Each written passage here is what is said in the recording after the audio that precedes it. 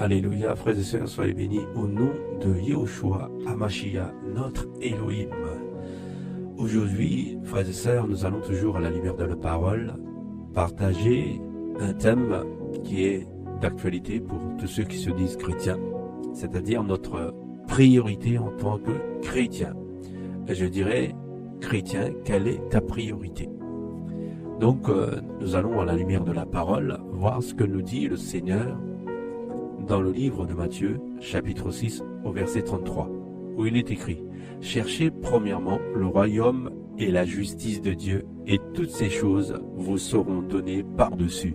Amen. Alléluia. » Donc, frères et sœurs, le Seigneur nous éclaire sur notre attitude et sur notre priorité en tant qu'enfant d'Élohim, en tant que chrétien. Mais aujourd'hui, nous voyons et nous connaissons que beaucoup de chrétiens sont dans une situation, dans un état d'inquiétude par rapport à leur lendemain, par rapport à leur situation, par rapport au travail, par rapport au mariage, par rapport à la vie de tous les jours.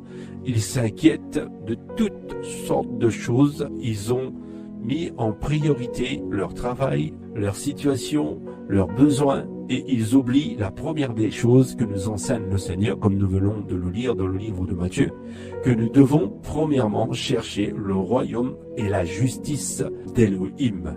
C'est à cela que nous devons nous hâter, c'est-à-dire la priorité pour un chrétien, pour quelqu'un qui se dit de Christ, c'est de s'occuper premièrement du royaume et de la justice du Seigneur. Voilà ce que le Seigneur nous demande de nous hâter premièrement.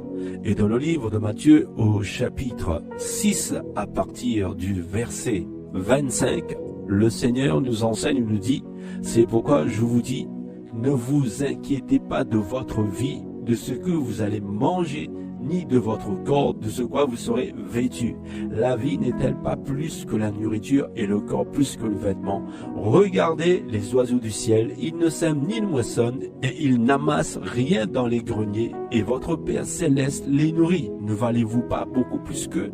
Qui de vous, par ses inquiétudes, peut ajouter une coudée à la durée de sa vie? Et pourquoi vous inquiétez-vous au sujet des vêtements?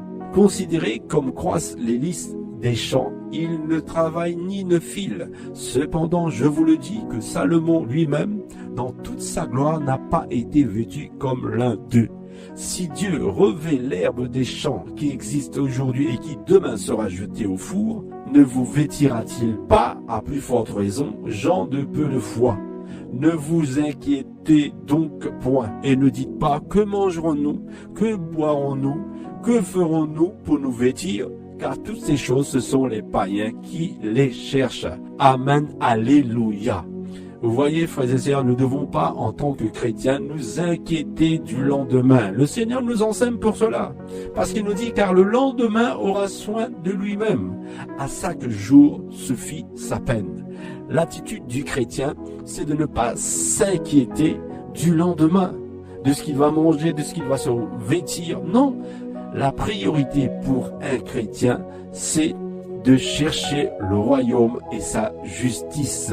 C'est d'être dans la volonté du Seigneur, d'être dans sa parole. C'est de se hâter à se sanctifier afin d'être agréable au Seigneur, d'être agréable à Elohim. Voilà le but premier, la priorité d'un chrétien.